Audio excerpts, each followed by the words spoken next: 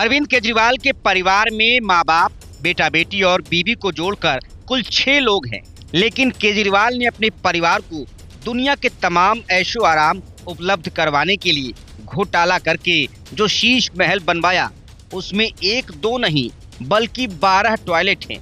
इतना ही नहीं, 21,000 वर्ग फुट में बने इस शीश महल में दर्जन 2 दर्जन नहीं बल्कि 50 एसी लगे हैं, जिसका मजा इन दिनों आतिशी मरलेना जमकर उठा रही हैं। शीश महल में आतिशी मरलेना का रहना बिल्ली के भाग से छींका टूटने जैसा ही है। अगर जमानत देते वक्त सुप्रीम कोर्ट ने केजरीवाल पर सीएम ऑफिस जाने और काम करने पर रोक नहीं लगाई होती तो आतिशी मरलेना शीश महल को पूरी तरह से कभी देख भी नहीं पाती। इस सीएम हाउस उर्फ शीश महल को लेकर बीजेपी नेता गौरव भाटिया ने बड़ा खुलासा किया है। उनका कहना है कि उनके पास ऐसी जानकारी है जिससे पता चलता है कि वो कितनी आलीशान जिंदगी जीते रहे हैं। उन्होंने कहा कि आम आदमी पार्टी के संस्थापक ने चुनाव के दौरान खुद को सादगी का प्रतीक बताते हुए कहा था कि वो बड़े और आलीशान घरों से दूर रहेंगे। आम आदमी पार्टी ने एक ऐसे नेता की छवि बनाने की कोशिश की जो आम लोगों की तरह सामान्य जीवन जीते हैं। हालांकि हाल ही में ये सामने आया है कि केजरीवाल अब एक भव्य और विशाल बंगले में रहते हैं। चुनावी प्रचार में किए गए वादों के विपरीत उनका यह निवास स्थान 21,000 वर्ग फुट में फैला हुआ है, जो बेहद ही लग्जरियस सुविधाओं से लैस है। बीजेपी के राष्ट्रीय प्रवक्ता गौरव भाटिया ने आरोप लगाया कि अरविंद केजरीवाल ने दिल्ली की जनता को धोखा दिया है। भाटिया ने कहा कि उनके पास ऐसे दस्तावेज हैं जो इस कथित विलासिता को उजागर करते हैं।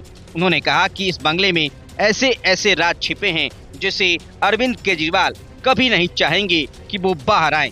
बंगले में 8 bedroom, 2 kitchen, 12 toilet, 3 meeting room, 24 sofa set, 76 table, 45 chair, 50 indoor AC लगे हैं।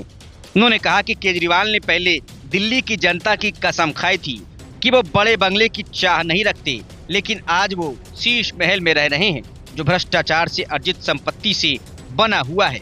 बीजेपी का कहना है कि एक और दिल्ली की आम जनता छोटे छोटे मकानों में रहने को मजबूर है, वहीं दूसरी ओर केजरीवाल खुद एक आलीशान बंगले में रहकर जनता के साथ अन्याय कर रहे हैं। गौरव भाटिया ने आरोप लगाया कि केजरीवाल केवल नीले रंग की साधारण शर्ट पहनकर और आम आदमी की तरह दिखकर दिल्ली के लोगों को गुमराह कर रहे हैं।